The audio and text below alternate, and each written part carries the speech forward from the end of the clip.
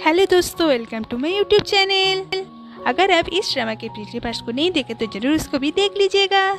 तो चलिए बिना किसी देरी के वीडियो को स्टार्ट करते हैं। एपिसोड के स्टार्टिंग में दिखाया जाता है चेन अपने मोबाइल में जाओलिन के साथ किया हुआ चैट को देख रही थी। तभी वो एक पुराना बात सोचती है। जब एक बार जाओलिन चेन के मोबाइल में चैटिंग देख रहा था, तभी वो उसकी बहन की फोटो देखता है। जाओलिन कहता है तुम्हारी बहन बहुत खूबसूरत है, और फिर कहता है लेकिन तुम उससे भी ज्यादा खूबसूरत हो। फिर वो लोग सेल्फी लेते हैं। फ्लैशबैक से बाहर चेन उस कैबिनेट को घूरती रहती है। तभी हान वहाँ पे आती है। हान कहती है क्या तुम ठीक हो? तुम आज इतनी स्ट्रेंज बिहेव क्यों कर रहे हो? फिर चेन कहती है कैबिनेट के भूत वो है जिसको मारा गया है, लेकिन मेरी चीज को जो मुझसे छीनेगी वही मेरे लिए एक घोस्ट है। ये बोल के वो वहाँ से चली जाती है और हान उसकी बात सुन के डर जाती है। और इधर रेस्टोरेंट में सेंग पहले जैसा वेटर का काम करती है और बाकी लोग उसको देख के हंसते हैं। और इधर अंकल उस बार के वॉशरूम में आते हैं और उस ब्लू लॉकेट को देखते हैं। बाहर आके वो और नी ऐसी बात करने लगते हैं। तभी नी अंकल को कहती है कि आप मुझे दूसरे लड़कों से अलग नजर से देखते हो। अंकल कहता है कैसे? नी कहती है क्योंकि आपके आंखों में कोई डिजायर नहीं है। उसके बाद कहती है मेरे साथ बाहर घूमने के बारे में आप क्या सोचते हैं? मुझे पता है कि आप रिच नहीं हैं, आप मुझे पैसे नहीं दे सकते, लेकिन बस आप मेरे साथ ड्रिंक करो और मेरी शिकायतों को सुनो। अंकल उसके बात सुन के हंसते हैं। नी कहती है आप हंस क्यों रहे? मैं सीरियस हूँ। उसके बाद कहती है आप ओल्ड है, पुअर है, और मैं एक बैड लाइफस्टाइल जीती हूँ। आपको नहीं लगता हम दोनों एक परफेक्ट मैच है? अंकल कहता है ठीक है, क्या अभी तुम मेरे साथ कहीं पे जाना चाहोगी? उसके बाद वो दोनों वहाँ पे जाते हैं। नी अंकल को इतना विश्वास करने लगी थी कि वो पूरे रास्ते में ना अंकल से एक बार पूछा ना बाहर में देखा कि वो कहाँ जा रही थी। अंकल उसे एक रिवर की साइड में लेके जाते हैं। गाड़ी से उतरने के बाद अंकल बहुत गुस्से में होते हैं। नी जब उस प्लेस को अच्छे से देखती है तब वो कहती है कि बचपन में इस प्लेस में मेरी एक्सीडेंट हुई थी, आप मुझे यहाँ पे क्यों लेके आए? आप कौन है? अंकल उसे उस ब्लू लॉकेट को दिखा के कहता है कि क्या तुम इसे पहचानते हो? नी कहती है ये आपके पास कैसे गया? अंकल कहता है इस लॉकेट की ओनर मेरी बेटी है। नी ये सुन के डर जाती है और उसे समझ में आती है कि अंकल के ऊपर विश्वास करके वो कितनी बड़ी गलती कर दी। अंकल उससे पूछता है कि क्या तुमने मेरी बेटी को मारा? और अंकल नी के ऊपर बहुत गुस्सा करता है। अंकल उसके तरफ बढ़ता है। नी बहुत डर जाती है और पीछे होती जाती है। भी वो वहाँ पे गिर जाती है और अंकल उसकी गर्दन पकड़ लेता है। नी उससे अपने आप को छुड़ाने की कोशिश करती है लेकिन नहीं छुड़ा पाती। और अंकल चिल्ला चिल्ला के कहता है कि बताओ कि क्या तुमने मेरी बेटी को मारा? हमेशा मैं उसे अपने सपने में देखता हूँ। वो कह रही है कि पापा मैं सांस नहीं ले पा रही हूँ, मुझे आप बचाओ। बताओ कि तुमने मेरी बेटी को क्यों मारा? मैं तुम्हें मार डालूंगा। अंकल जोर से नी के गला दबाने लगता है और नी बेहोश हो जाती है। उसके बाद अंकल उसे छोड़ के जोर से कहता है कि माय डॉटर मैंने बदला ले लिया है, और फिर रोने लगता है। उसके बाद वो गाड़ी से नी को जमीन के अंदर दफनाने के लिए कुछ सामान निकालते हैं, लेकिन वो आके देखता है कि नी वहाँ पे नहीं है। अंकल को ये देख के बहुत गुस्सा आता है। और इधर ग्रैनी रूम को कैंडल से बहुत अच्छे से डेकोरेट करते हैं और वाइन का ग्लास लेके अकेले ही डांस करती है। तभी वो कुछ आवाज सुनती है और अपने चप्पल निकाल के वो उसे मारने जाती है। नेक्स्ट डे सेंग जब काम के लिए अपार्टमेंट से बाहर जाती है तभी वो एक नोटिस देखती है जिसमें लिखा हुआ था अपार्टमेंट में एक स्ट्रेंजर मैन को देखा गया है, तो सभी लोग केयरफुल रहे। सेंग थोड़ा सा आगे बढ़ती है तभी वो देखती है कि एक बच्ची खेलते खेलते गिर गई है। तभी वो अपने मन में सोचती है कि अगर तुम गिर गए हो तो खुद से उठने की कोशिश करो। उस टाइम रोने का कोई मतलब नहीं है। जब तुम रियलाइज करोगे कि तुम्हारे आंसू पोंछने के लिए वहाँ पे कोई नहीं है तब तुम रोना बंद कर दोगे। तभी उस बच्ची की मम्मी आके उसको चुप कराती है। और सेंग फिर से सोचती है कि जब तुम्हें कोई पूछता है कि क्या तुम पेन फील कर रहे हो तभी तुम चाहते हो कि तुम और ज्यादा रो, इसलिए अपने आप को इतना स्ट्रॉन्ग बनाओ कि दूसरों की केयर को अवॉइड कर सको। और उसके बाद वो वहाँ से चली जाती है। रेस्टोरेंट में वो अपने लॉकर के पास होती है और इधर लू और एक लड़की मैनेजर और सेंग के बारे में गॉसिप करती है। तभी वो लोग देखते हैं कि सेंग अपने शोल्डर पेन के लिए एक बैंडेज लगा रही थी। उसके बाद मैनेजर सभी वेटर को अच्छे से चेक करता है, ऐसे किसी का नेल्स बड़ा है कि नहीं, कोई ठीक तरह से ड्रेसअप हुआ है कि नहीं।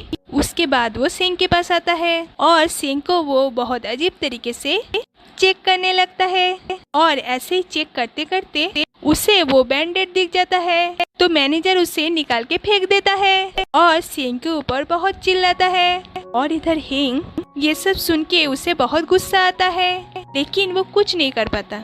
सेंग मैनेजर को सॉरी कहती है। सभी लोग उसके ऐसे हालत पर हंसते हैं और सेंग को तो बहुत दुख होता है। उसके बाद सेंग अपना काम में लग जाती है और उसके बाद वो गुस्से में जाके लू के ऊपर पानी फेंक देती है और कहती है नेक्स्ट टाइम तुम इतना लकी नहीं रहोगी।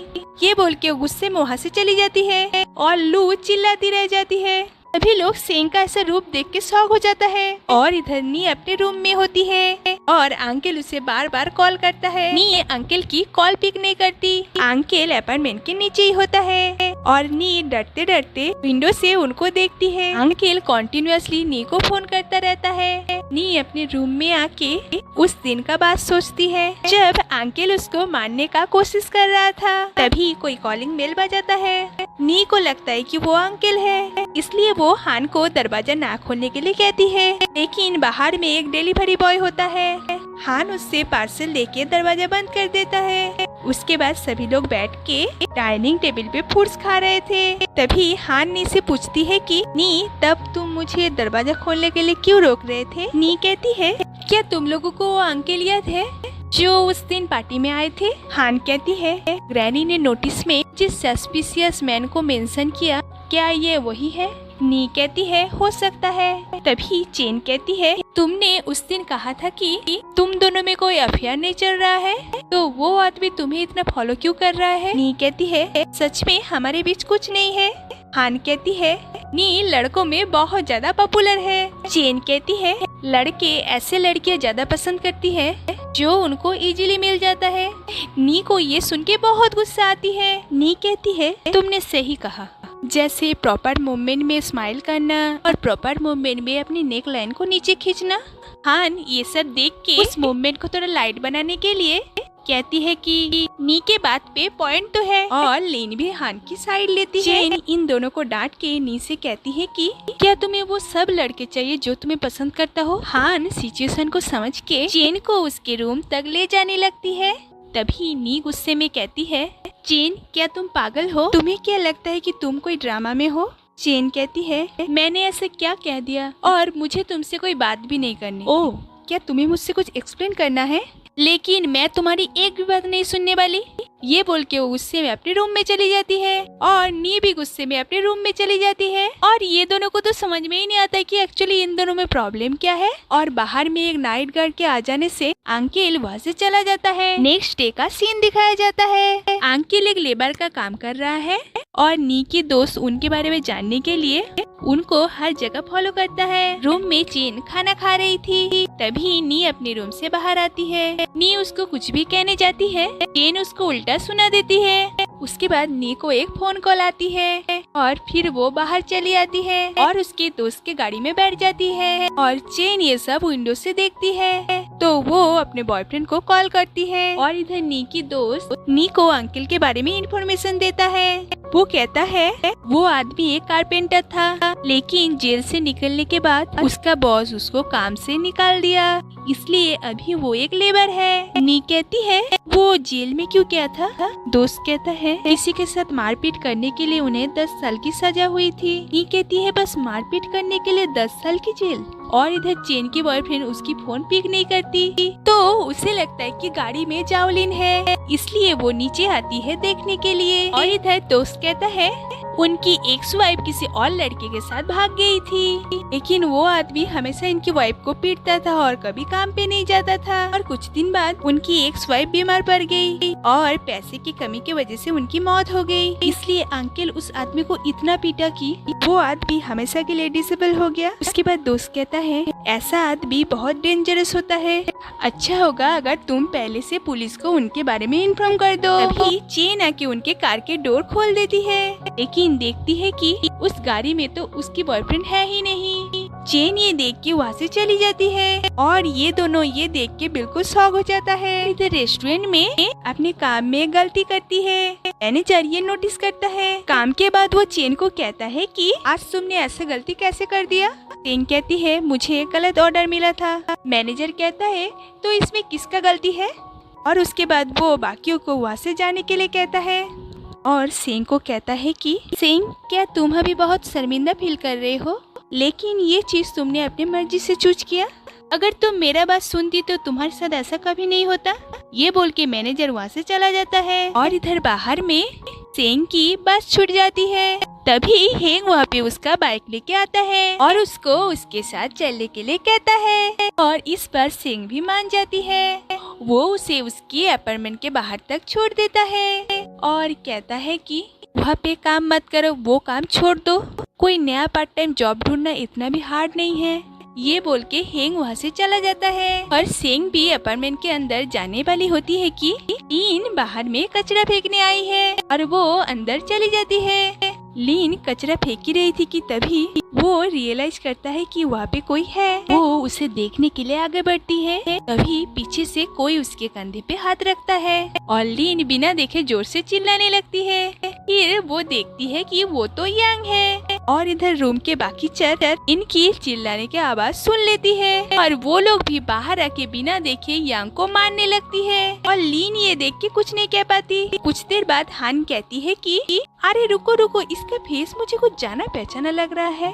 उसके बाद बाकी लोग देखते हैं कि वो तो यांग है। सभी लोग मारपीट बंद करके लीन की तरफ देखती है। इसके बाद लीन और यांग बाहर में बेंच में बैठी हुई है। वो लड़कियां यांग को इतना धोया है कि उसके कपड़े भी फाड़ दिए और उसका हालत भी बहुत खराब कर दिया। लीन उसको सॉरी कहती है।